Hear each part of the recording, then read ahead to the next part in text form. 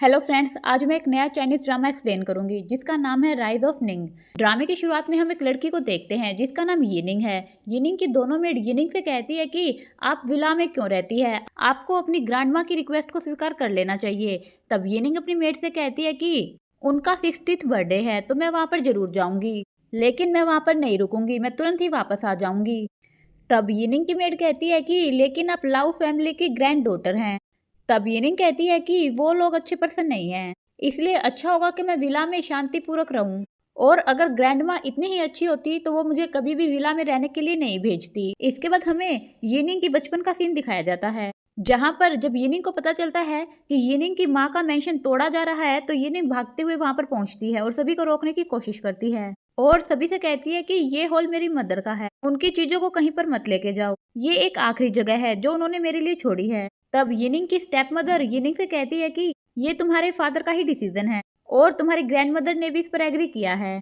यिनिंग फिर भी सबको रोकने की कोशिश करती है। तब यिनिंग की स्टेप मदर चाओ यिनिंग का हाथ पकड़ लेती है और यिनिंग को रोकने की कोशिश करती है, लेकिन यिनिंग अपना हाथ छुड़ाकर अंदर चली जाती है और यिनिंग की स्टेप मदर ऐसा दिखावा करती है कि उसे चोट लग गई है क्योंकि वो प्रेग्नेंट थी। इसके बाद हम कियाओ और यिनिंग के फादर को देखते हैं। कियाओ अपने हस्बैंड यानी यिनिंग के फादर से कहती है कि आप प्लीज यिनिंग से कुछ मत कहिए, ये उसकी गलती नहीं है।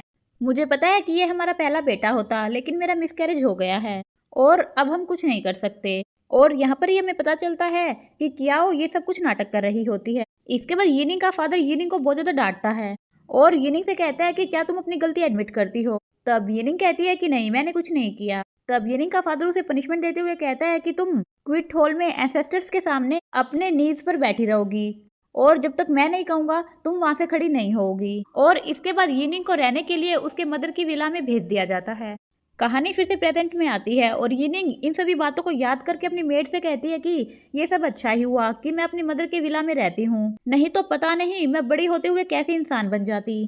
तब यिनिंग की मेड कहती है कि क्या उस मामले में आप अपने आप को इनोसेंट प्रूव नहीं करेंगी। तो यिनिंग कहती है कि वो बहुत पुरानी बात है, मेरी स्टेप मदर क्या बहुत ही शातिर है और अभी हमें कोई भी सुराग नहीं मिलेगा।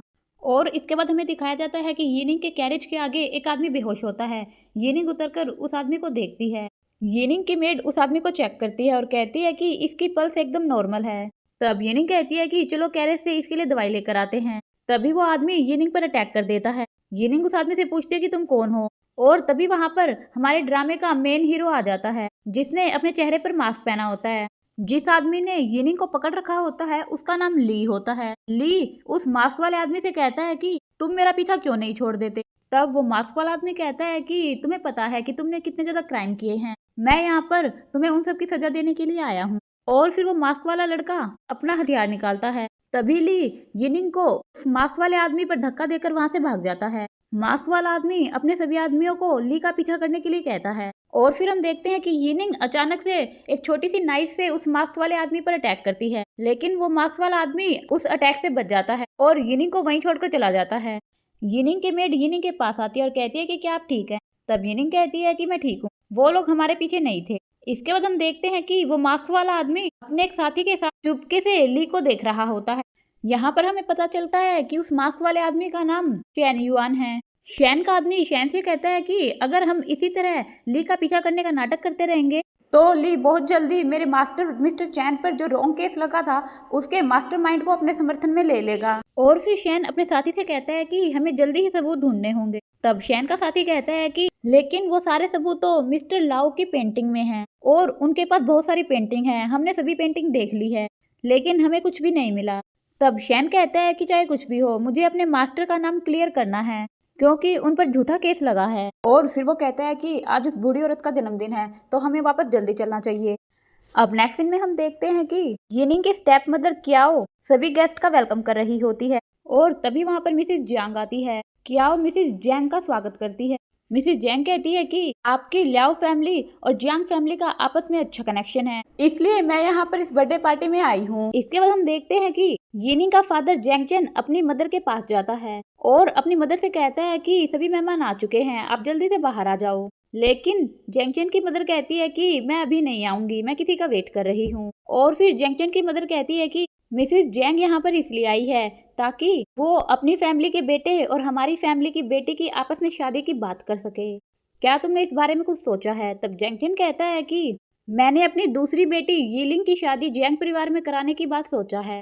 यहाँ पर मैं आपको बता दूं कि यीलिंग जैंगचन की दूसरी बीवी क्याओ की बेटी है। तब दादी जैंगचन पर गुस्सा होते हुए कहती है कि यीनिंग तुम्हारी लीगल डॉटर है और यीलिंग तुम्हारी नाजायज बेटी है। तुम जायज बेटी के होते हुए नाजायज बेटी की शादी इतने बड़े परिवार में कैसे करा सकते हो? तब जैंगचन कहता है कि आपकी जन्मदिन की पार्टी खत्म होने के बाद मैं सभी रिकॉर्ड्स में यीलिंग को एक जायज बेटी बना दूंगा और फिर उसकी शादी जियांग परिवार में की जा सकती है। और फिर दादी जैंगचन से कहती है कि मुझे पता है तुम हमेशा मुझसे इस बात से नाराज रहे हो कि मैंने मिंगलैन की शादी तुमसे करवाई, जिस वजह से तुम्हें क्याओ को अपनी कॉन्क्यूबाइन बनाना पड़ा। तुम क्याओ को अपनी फर्स्ट वाइफ बनाना चाहते थे, लेकिन यीनिंग तुम्हारी बेटी है, तुम्हें उसके प्रति अपना फर्ज निभाना चाहिए। तब जैंगचन कहता है कि वो बहुत ही जिद्दी है, इसलिए वो इतने सालों से घर वापस नहीं आई। तब दादी माँ अपने बेटे जैंगचन को वहाँ से चले जाने के लिए कहती है और कहती है कि टाइम होने पर मैं खुद ही सब गेस्ट के सामने आ जाऊंगी। और फिर दादी अपनी मेड से कहती है कि पता नहीं क्याओ किस तरह से मेरे बेटे पर इतना होल्ड बना कर रखती है। तब मेड कहती है कि इसलिए तो आपने यीनिंग को पहले ही क्याओ से दूर भेज दिया था। तब दादी कहती है कि अगर मेरी तबीयत ठीक होती तो मैं कभी भी यीनिंग को खुद से दूर नहीं जाने देती और उसे अपने पास ही रखती। इसके बाद हम देखते हैं कि निंग दादी माँ के बर्थडे पार्टी में पहुंच जाती है, लेकिन गार्ड निंग को अंदर नहीं जाने देते और निंग से पास मांगते हैं। तब निंग कहती है कि मैं उनकी ग्रैंड डॉटर हूँ, लेकिन गार्ड कहते हैं कि हमने तुम्हारे बारे में पहले कभी नहीं सुना, अगर तुम्हारे पास इन्विटेशन है तभी तुम अंदर जा सकती हो।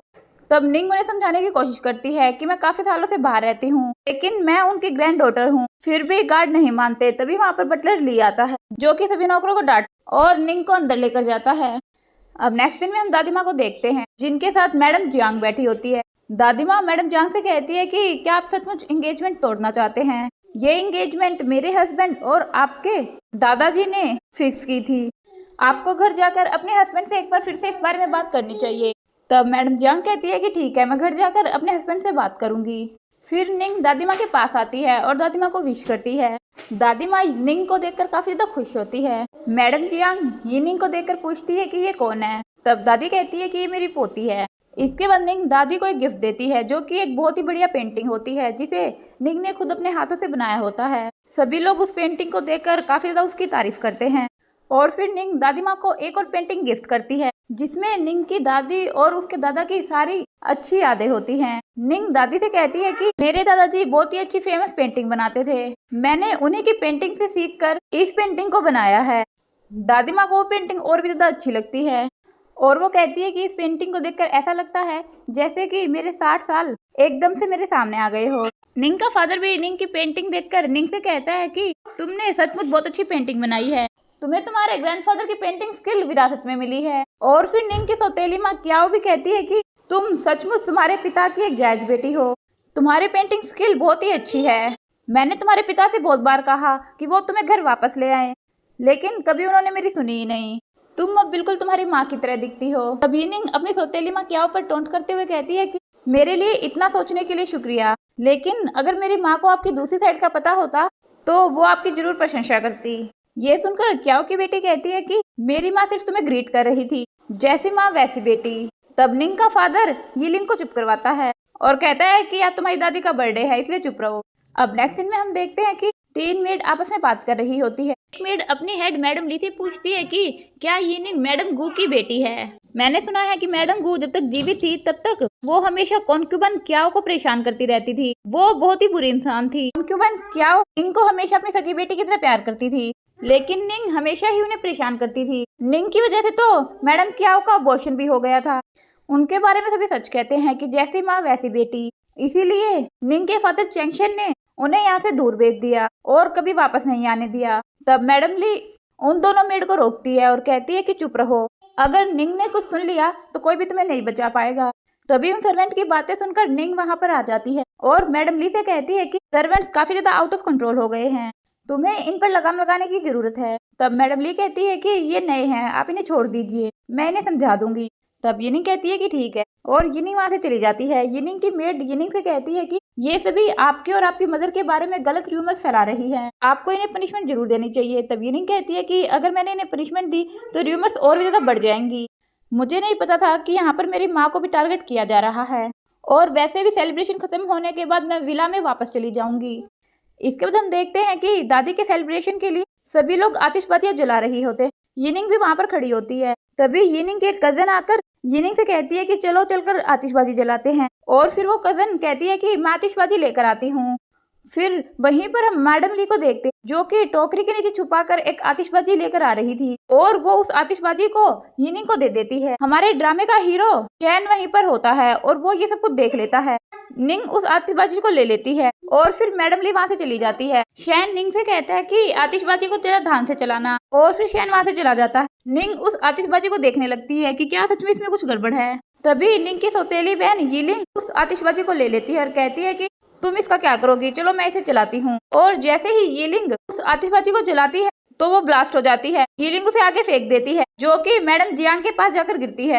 सभी लोग ये देखकर डर जाते हैं लेकिन निंग आगे आकर उस आतिशबाजी को बुझा देती है और फिर सेलिब्रेशन खत्म हो जाता है। अब नेक्स्ट सीन में हम देखते हैं कि कियाओ अपनी बेटी की तरफ से आतिशबाजी के लिए दादी से माफी मांगती है और फिर चैंगशन भी यिलिंग की तरफ से दादी से माफी मांगता है। तब दादी उसे माफ कर देती है और कहती है कि इन सब की कोई जरूरत नहीं है। और तभी वहाँ पर हमारा हीरो शैन आ जाता है और वो चैंगशन से कहता है कि फादर क्या मैं आपके लिए कुछ कर सकता हूँ। तब फादर शैन से कहता है कि मुझे पता चला कि तुम आज मेंशन से बाहर गए थे। मैंने तुमसे कहा था ना कि आज दादी का जन्मदिन है, इसलिए तुम मेंशन में ही रहना। और इसलिए चैंगशन शैन को पनिशमेंट देता है और कहता है कि एंसेस्टर हॉल में पूरा दिन अपने घुटनों पर बैठे रहना। शैन के साथ इस तरह का व्यवहार देखकर निंग से रुका नहीं जाता और वो अपने फादर चैंगशन से कहती है कि फादर आप शैन को इस तरह पनिशमेंट क्यों दे रहे हैं, उसने ऐसा कुछ भी गलत नहीं किया। तब चैंगशन निंग को डांटता है और कहता है कि तुम्हें इन सब में बोलने की कोई जरूरत नहीं है, लेकिन निंग नहीं मानती। अब चैंगशन निंग से कहता है कि तुम अब भी नहीं बदली, तुम अभी भी वैसी ही हो, तुम इस तरह सबके सामने मेरा अपोज कर रही हो, तुम्हें भी पनिशमेंट मिलनी चाहिए।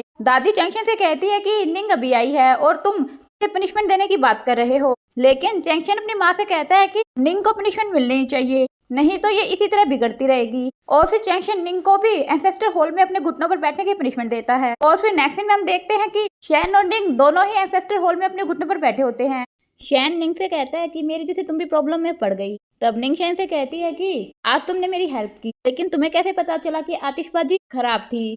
शैन कहता है कि तुम फ्यूचर में ज्यादा सावधान रहना। निंग इसके बाद शैन से पूछती है कि तुमने मेरे फादर को फादर कहा, तुम्हारा क्या मतलब था। तब शैन कहता है कि अगर तुम्हें याद नहीं तो कोई बात नहीं। और फिर शैन निंग की पेंटिंग की तारीफ करता है और कहता है कि तुम में भी तुम्हारे दादाजी की तरह पेंटिंग का बहुत अच्छी स्किल है।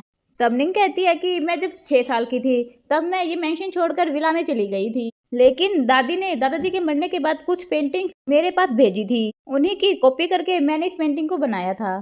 और तभी निंग की नज़र शैन के हाथ पर जाती है जिस पर एक चोट लगी हुई थी। निंग शैन से पूछती है कि तुम्हारे हाथ को क्या हुआ। तब शैन कहता है कि ये एक पुरानी चोट है। तब निंग को याद आता है कि सुबह जिस आदमी ने उसे बचाया था उसके हाथ पर भी इसी तरह का निशान था, लेकिन फिर निंग को लगता है कि शायद वो कुछ ज्यादा ही सोच रही है और वो शैन से कहती है कि यहाँ से निकलने के बाद मैं तुम्हारी चोट ठीक करने में तुम्हारी हेल्प करूंगी। दूसरी तरफ हम निंग की दादी और निंग के फादर की सेकंड लीगल वाइफ को देखते हैं जिसका नाम मैडम लीन होता है। मैडम लीन को निंग अपनी माँ ही मानती है और उसे मदर कहकर पुकारती है। निंग की दादी इतने सालों में सिर्फ तुम ही थी जो मेरे साथ निंग को देखने के लिए विला पर जाती थी। तब मिस्टर चैन कहती है कि मुझे पता है कि कौन अच्छा है कौन बुरा है। निंग एक बहुत ही अच्छी लड़की है, वो अभी घर वापस आई है और उसे इतनी जल्दी इतनी बड़ी पनिशमेंट दे दी। तब दादी कहती है कि मैं सबके सामने चैंगशन का अपमान नहीं कर सकती थी, इसलिए उस वक्त मैंने कुछ नहीं कहा, लेकिन मुझे निंग के लिए बहुत बुरा फील हो रहा है। और तभी दादी देखती है कि चैंगशन गेट पर खड़ा होता है। दादी चैंगशन को सुनाते हुए कहती है कि कल कुछ भी हो जाए लेकिन कल मैं अपने पोते को वापस लेने जाऊंगी और अगर कोई मेरी थोड़ी सी भी रिस्पेक्ट करता है तो वो मुझे बिल्कुल भी नहीं रोकेगा। चैंगशन ये सुनकर वहाँ से चला जाता है। इसके बाद हम चैंगशन और उनकी वाइफ क्याओ को देखते हैं। चैंगशन क्याओ से कहता है कि मुझे समझ में नहीं आ रहा कि वो खराब आतिशबाजी कहाँ से आई।